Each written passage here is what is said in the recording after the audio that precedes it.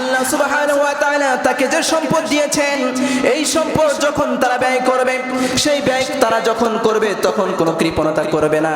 তারা মনে করবে আমি যা দান করতেছি আল্লাহর দেয়া সম্পদ থেকে আল্লাহর রাস্তায় আমি দান করতেছি। আল্লাহ যা আমাকে দিয়েছেন, আল্লাহ যে সম্পদের অধিকারী আমাকে বানিয়েছেন, সেই সম্পদ আল্লাহর রাস্তায় আমি ব্যয় করতেছি। যখন তাদের উপর যাকাত ফরজ হয়ে যায়, যাকাত তারা সঠিকভাবে পালন করে, যাকাত তারা সঠিকভাবে আদায় করে, রহমানের বান্দার গুণাবলী হবে এমন, যখন যাকাত ফরজ হয়ে গিয়েছে তারা আর কৃপণতা করবে না, তারা টাকার দিকে লক্ষ্য করবে না। মোটা অঙ্কের টাকাও যদি হয়ে যায় তখন তারা যাকাত পরিপূর্ণভাবে আদায় করবে।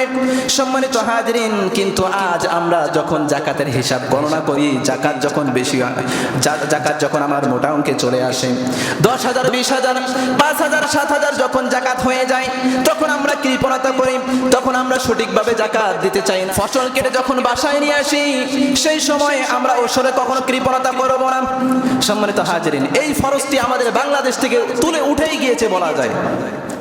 এই ফরজটি ওসর যে আমাদের উপর ফরজ, এই কথা আমরা অনেকেই মানি না। বলেন তো সঠিকভাবে আমরা কেউ মানতে চাই? মানতে চাই না। রহমানের বান্দা যারা হবে, রহমানের বান্দা যারা হবে তাদের মধ্যে কৃপণতা থাকবে না।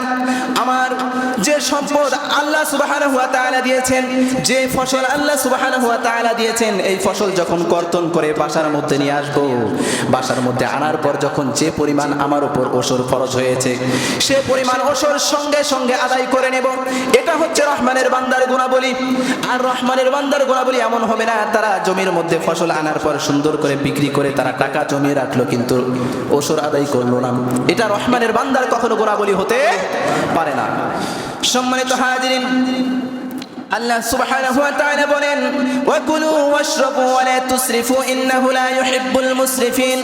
আল্লাহ সুবহানাহু ওয়া তাআলা বলেন, আমার বান্দা যারা হবে তারা খাবে এবং ব্যয় করবে কিন্তু অপচয় করবে না, কখনো কৃপণতাও করবে না।